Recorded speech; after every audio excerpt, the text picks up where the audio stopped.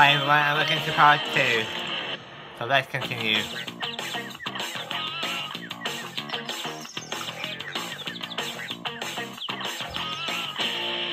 Hey, look at this fantastic medieval Gothic writing. Isn't it beautiful? Now, medieval sign writers and their apprentices would practice for years to perfect their styles and techniques. Some even spent their lifetime perfecting their art. Well, I haven't got that long, so I'll show you how to cheat. The trick is to think curvy diamonds. I'll show you what I mean. Here's your ordinary diamond shape. Now you know how to draw a diamond. Now, here's a curvy diamond. If you just curve the lines on your diamond like that, you get, well, a curvy diamond. Now, the cheat is to do your medieval Gothic lettering using curved diamonds like this. Just use your pencil to design your letters, and you can alter them as you go. So here's how to do a T with different sized curvy diamonds. There's one. There's another one there. Nice and curvy. And then the long bit of the T down there like that. Like that. Okay, here's an L. The long bit. Again, just curving the lines on the diamonds, see? And one up there. And there's an L shape. And then if I add another couple of diamonds on, I've now got an E shape. E. And you can even put in some extra lines to make it really fancy. And then if you colour them in black, they look really medieval and Gothic-y. And it works for all types of lettering, capitals and lowercase like this. Here's an R shape. Now again, I'm going to use curvy diamonds. See that? All the lines are curvy. And the top of the R like that. And then a small T. Go down there like that. And up there. Across there for that bit of the T. And maybe curve it up there like that. Up there like that. Actually, it's good on that. And maybe one down here like this. And just bend and shape your letters and your curvy diamonds to create really authentic letters. And with practice, you'll get them looking really medieval and Gothic-y. And don't forget, you can even add on some extra lines like that. Brilliant.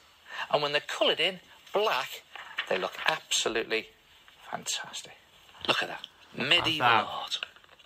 And here's the whole alphabet created out of curvy diamonds. All using different sized diamonds and with a few added lines to make them look very ornate. And you can do medieval Gothic lettering for posters. You can back your books. It's really decorative, isn't it? Go on then, try it yourself. Create medieval Gothic lettering out of curvy diamonds. Greetings! What a great oldie-worldy Art Attack tippy! Medieval lettering. And talking of lettering, have you any idea what the oldest letter still in use is? Well, it's the letter O. And that was first written nearly 4,000 years ago. Hey, I magicked up a medieval letter this morning. Do you want to see it? Okay. A medieval letter! Get it? A medieval letter!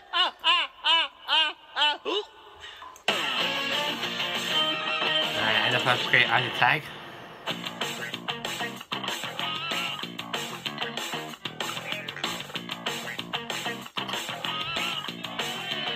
Yay! Still going forward. You know, you can get ideas for your art stuff from anywhere. Walking down the street, going on holiday, even watching the telly. Do you know where I get some of my ideas from? The Art Attacks that you send in. They're brilliant. Thank you. And they're all in the Art Attack gallery.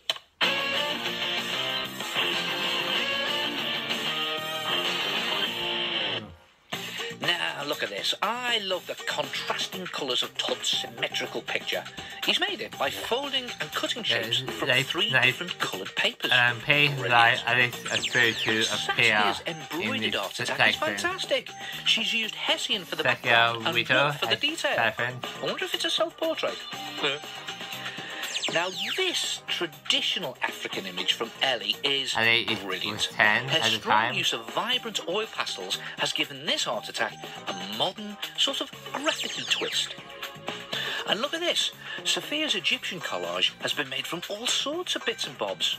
The shiny paper really catches the light beautifully, doesn't it? Yeah, really striking picture. Hey, and you know what? I bet it was really fiddly gluing all those things onto her artwork.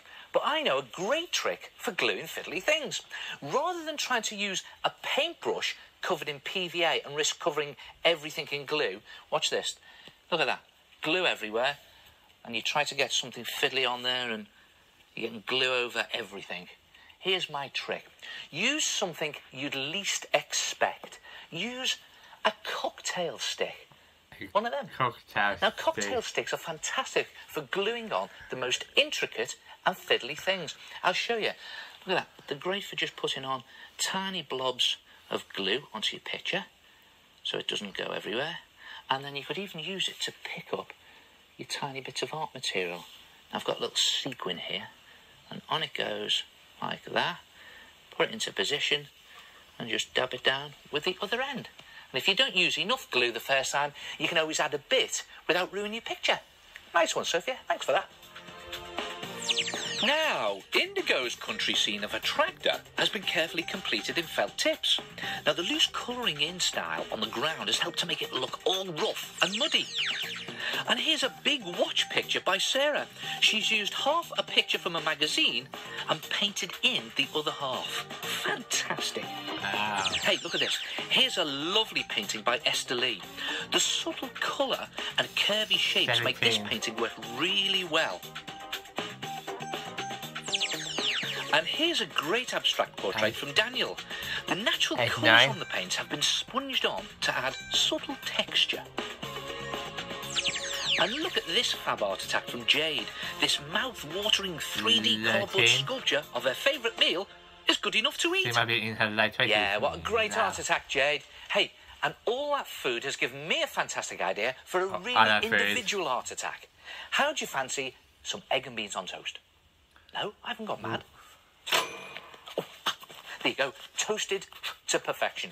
Now, when it's cooled down, that's all right, just cover one side completely in PVA glue.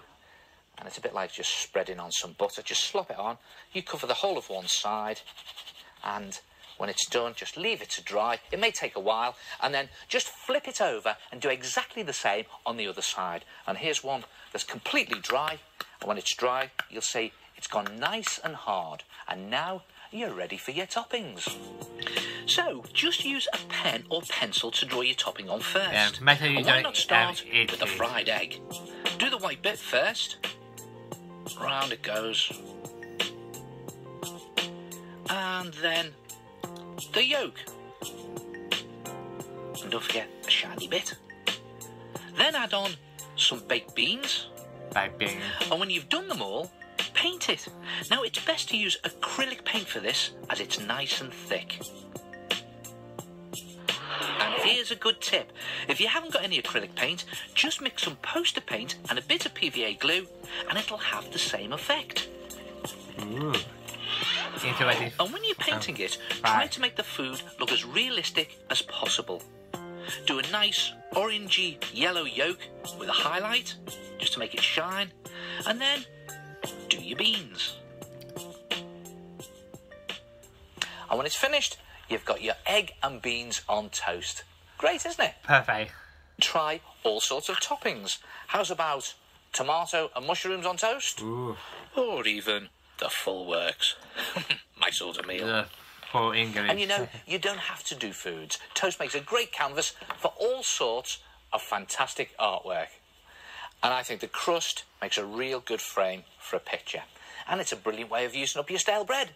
Try it yourself. Painted toast. Oh, and don't forget, you can check out the website for fact sheets on this and all the other art attacks in the show.